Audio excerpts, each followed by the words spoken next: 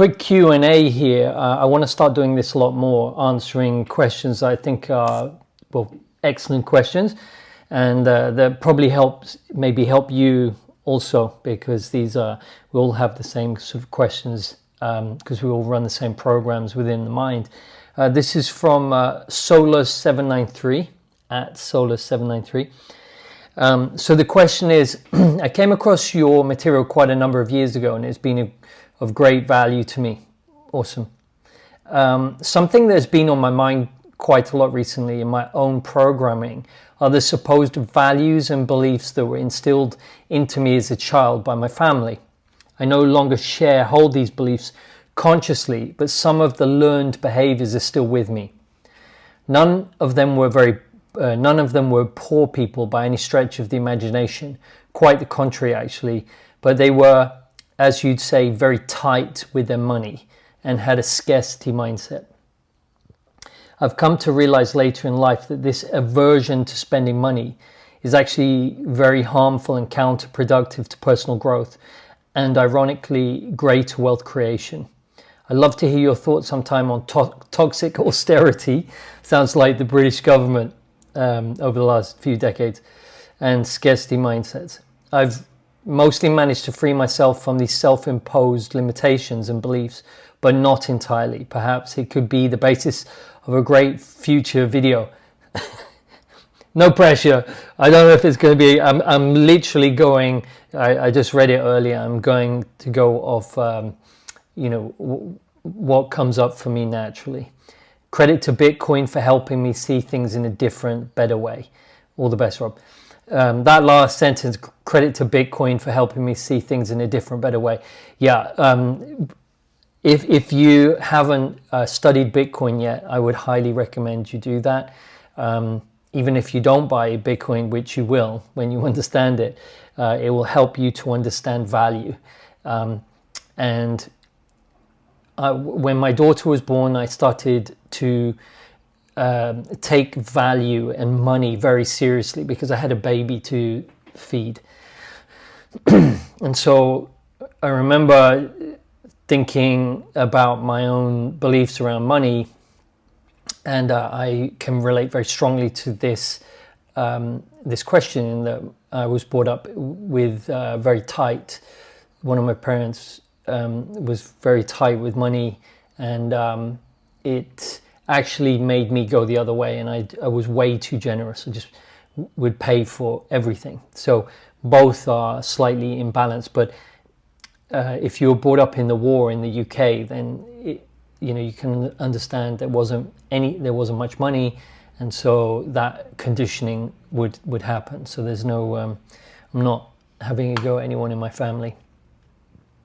So so when my daughter was born, I delved into trying to understand what value was, because I didn't really understand money and value. And so I read and read. I spent maybe 5 hours a day reading all different books on value, from Anthony Robbins to more sciencey books to spiritual books on value. But I knew deep down I had to understand it better, and it was coming from within me.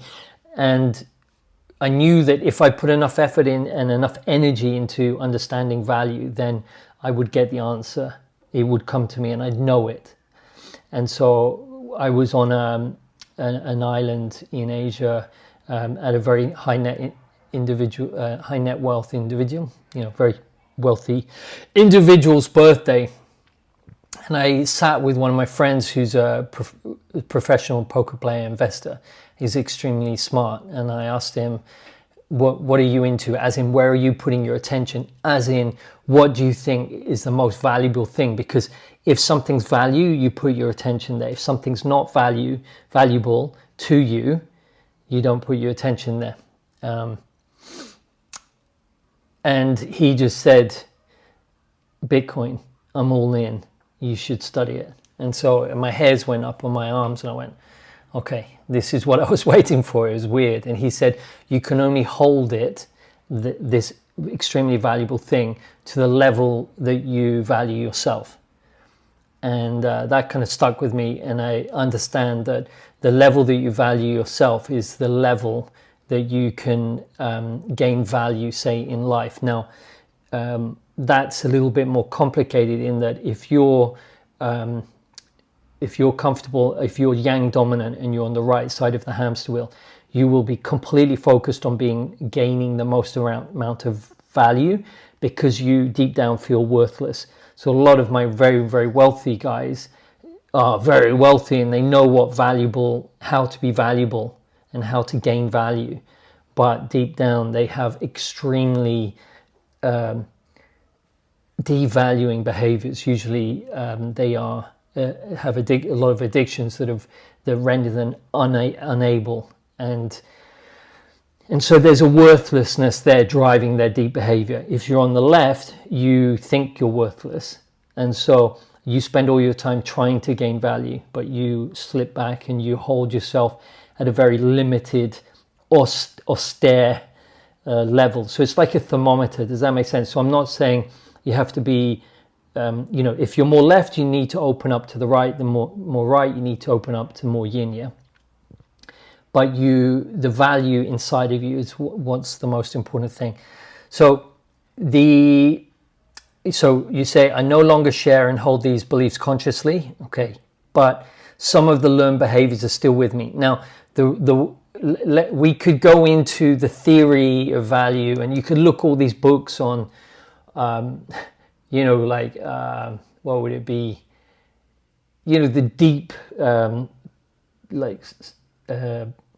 what is it?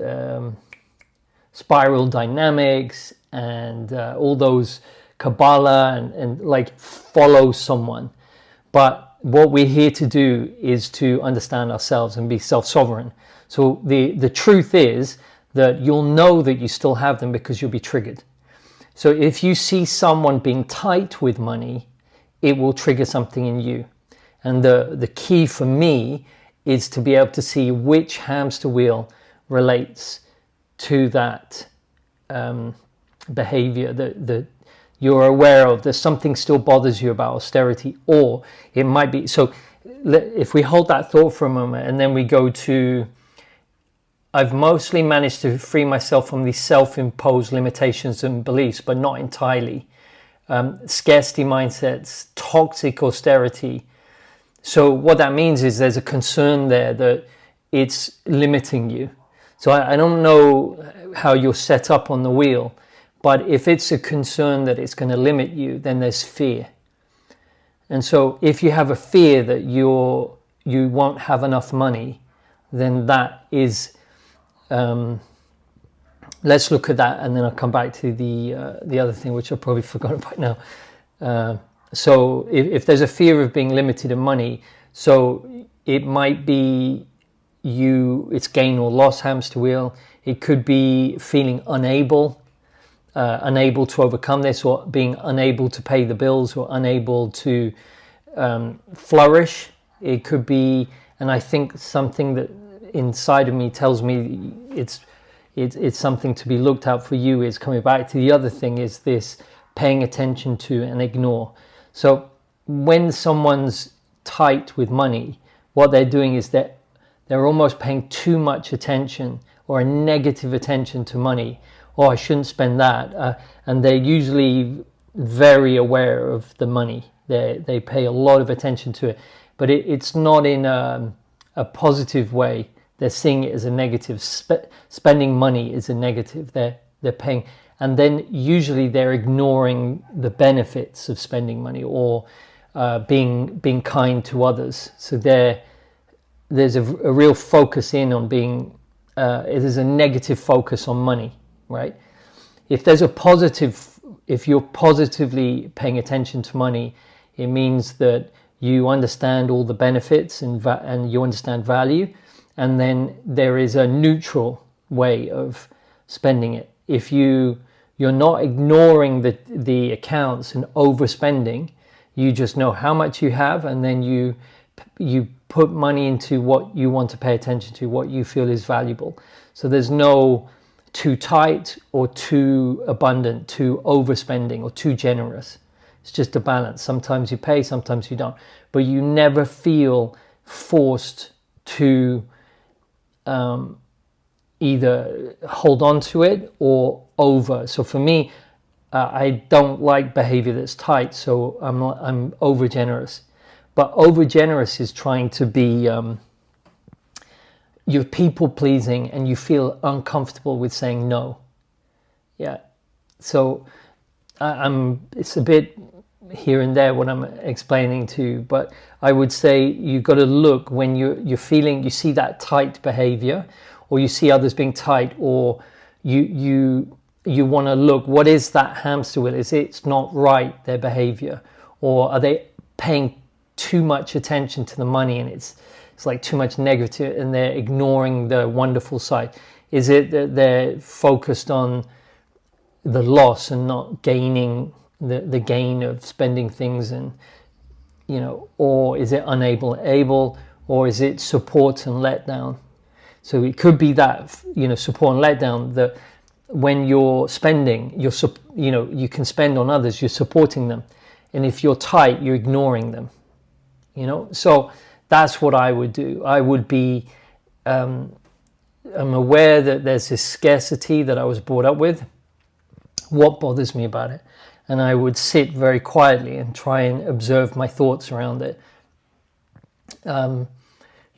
It's not an abundance mindset. Okay, what's the problem with that? Well, if I don't have abundance and I'm limited, okay, what's the problem with that? Well, I don't like being limited and being unable. So is it a fear of being unable?